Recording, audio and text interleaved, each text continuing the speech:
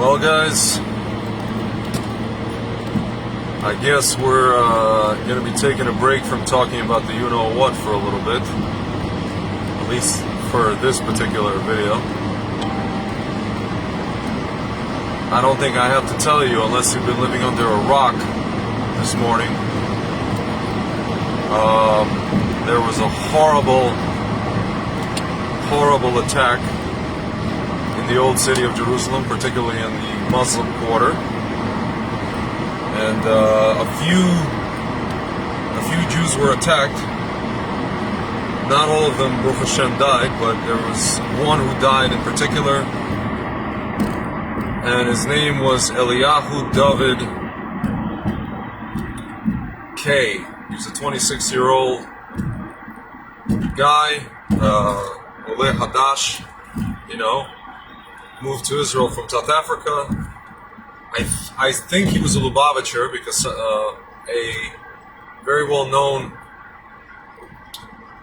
grassroots journalist posted that this guy had not only did he have tefillin on his head, obviously Lubavitchers are not the only ones who wear tefillin, but he had a copy of a book called Likutei Sichos, which is basically the written version of Lubavitcher Rebbe's talks. And I guess, he was heading to the Kotel. This guy was actually a tour guide at the Kotel in the old city, and he was actually engaged to be married. And, to say that this is a tragedy would be an understatement. And honestly, guys, I just have to tell you,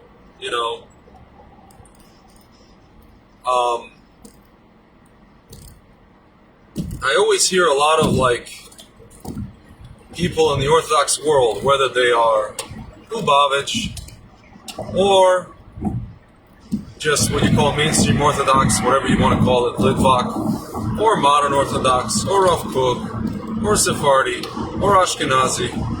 People really enjoy talking about the other group and saying how the other group or groups are, they don't know what they're talking about, they believe in this, they believe in that, they learn this, they learn that.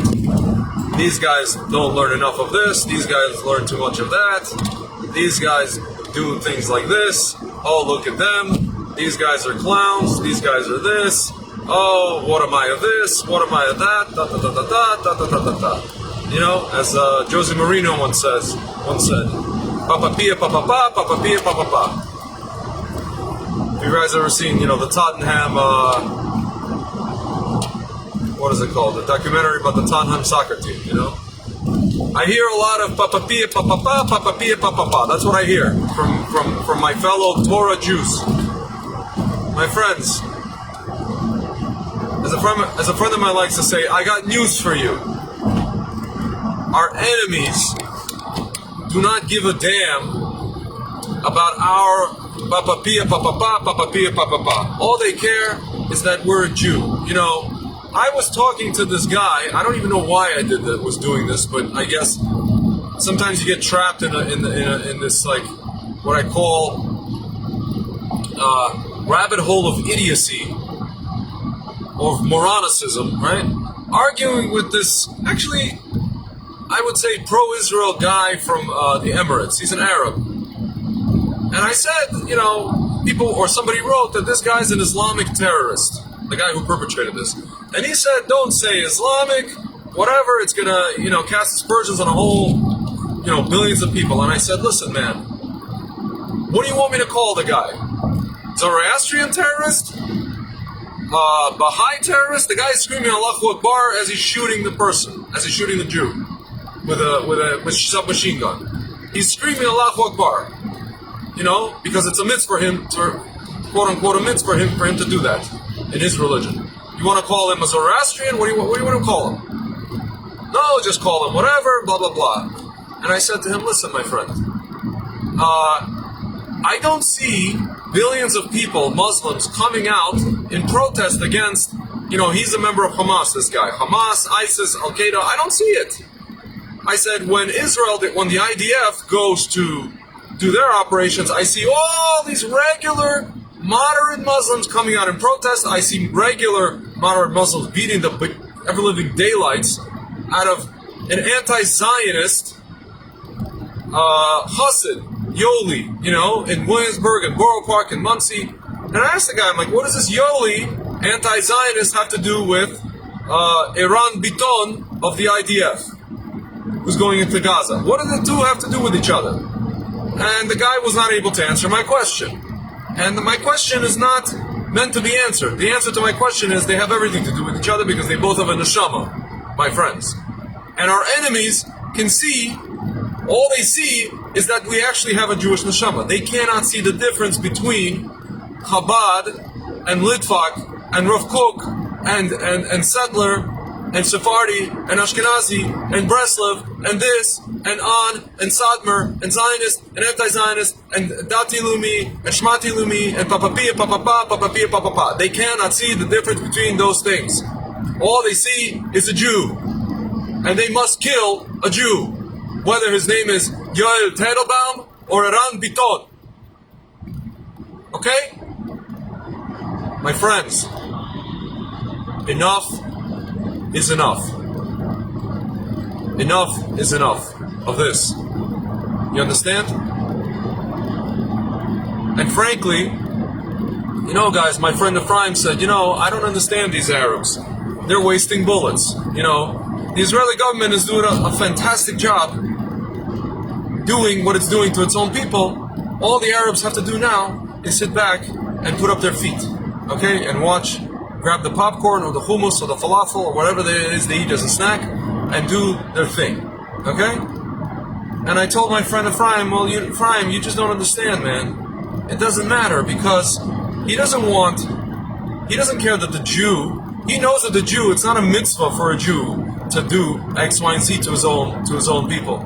But he wants the mitzvah. This Arab wants the mitzvah for his religion to, finish us off, okay? He's going to help us. Whatever we're doing, he's going to help us. He's going to expedite the process. He's going to help. My friends, he's going to help. Not only is he going to help, he's going to clean up the mess. As you guys saw today, probably videos of blood, basically a modern day reenactment of what you read in the Talmud about Tisha B'Av, about all the destruction that happened in the Beit HaMikdash and in the old city, rivers of blood flowing down the stones. And this guy's just cleaning, he's brought, this guy's, there's an Arab guy with a hose in there, just hosing down the blood like it ain't nobody's business, like it's dirt, like it's nothing. My friends, okay? If we don't care, then they don't care. Why should they care if we don't care? If every prime minister since the Oslo Accords basically hasn't cared, and then you have today Bibi coming out and saying, we have to, whatever, we have to do this, and we're going to do that, and we have to respond, and da-da-da. And I wrote to the guy on Twitter, not that he reads it, I said, my friend, you've been talking tough for the last 15 years. And what are you going to do? You're going to go, now that you're in the opposition, in the Knesset, what are you going to do? You're going to go raise Gaza to the ground? You're going to go remove Hamas? What are you going to do, buddy? And I told him, just focus on your court case and focus on not going to prison at this point, okay? What are you going to do? And now you have this Bennett guy who's running around calling his own people, the ones who don't want to take the you-know-what, who are walking around and shooting their own fellow citizens with a Delta gun. My friends, we are busy bad-mouthing each other, whether it's about religion, whether it's about what's called hashkafa, philosophy, whether it's about how you put on this and how you daven like this and what you eat here and how you hold like this and who you learn from and who you consider the Mashiach. We're busy with that, okay? And then busy calling our fellow Jews who don't want to take stuff by force and firing them and sending them away from their job that they had for 20 or 25 or 30 years. Meanwhile, while we're doing that, and also leading the world by example, and the world is doing the same thing to its own citizens, our enemies are plotting and planning to shoot us in cold blood, my friends. Ladies and gentlemen, I'm very sorry. Sorry, not sorry, but we have nobody to blame but ourselves, really. Really. We have nobody to blame but ourselves. You know, my friend Ephraim said it good. He said, it used to be that we were living in the countries, in our host countries in Gullus, right? These downtrodden Jews, no matter where you went, Poland, Russia, France, Spain, you know, England, Austria, Germany, North Africa, Iraq. We're walking around and you know, the people there are beating us up, and you know, all we can do is pray and daven and hide and I don't know, pretend that we're converting to Christianity, and I don't know, whatever it is. We can't really do anything. We're like squirming in our corner, in our holes, and hope we don't get killed and wiped out. My friends, and he said, now we have a state, and supposedly, allegedly, we have a high tech, and we have an economy, and we have an army, and we haven't really done anything to that effect to defend ourselves. Really haven't done anything. Like, really done anything since maybe 1973. If you want to be generous, 1982. Like, really, we haven't really done anything, guys. You know? What good is an army if you're not using it? What good are weapons if you're not using it? Yeah, you can say, oh, we bombed Gaza. My friend, we bombed empty buildings. Okay? We bomb empty buildings, and then when we're bombing empty buildings, our enemies are using what's called Pallywood tactics to, you know, figure out how to present themselves to the enemy, and then the world has sympathy for them. You know, we're done being victims, guys. So if we're done being victims, but at the same time, yet we're still victims. You know, the world doesn't believe that we're victims, but we've been victims at every turn. Why? Because we're allowing ourselves to be victims. And you know, and then we cry, and then, you know, we have a little bit of unity for like 5 seconds, and then we're back to the same old papa pia papa pa papa pia papa pa.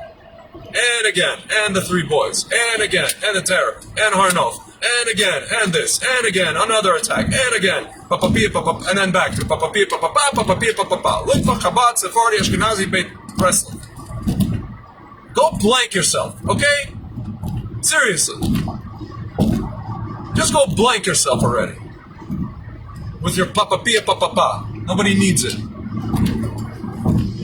My friends, it's time to wake up. It's really time to wake up. I'm going to end on a positive note here, because I feel like I've been screaming at you.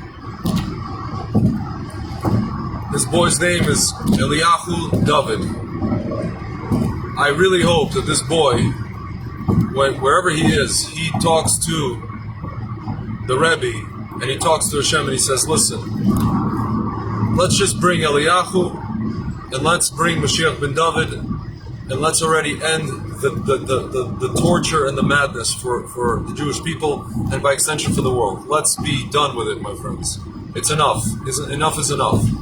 Enough of the death, enough of the killing, enough of the lies, enough of the corruption. Just enough, my friends. We can't take it anymore. Ad Mosai. Until when? We cannot take it anymore. We're done. We're done with the infighting. We're done with the outfighting. We're done with all of this, guys. And we never even wanted it to begin with. But at some point, you know, we were putting up with it. We were putting up with it. We were davening. We were learning, whatever. Now we're just done. We are done. And we want Mashiach now, my friends. That's it. It doesn't make me a Lubavitcher. It just makes me a Jew. If you're a Jew, if you're a Torah observant Jew, and you don't want Mashiach now, then you better check yourself before you wreck yourself. There's something wrong with you. There's really something wrong with you. Anyway, guys, that's my 2 cents on that. And hopefully somebody's listening.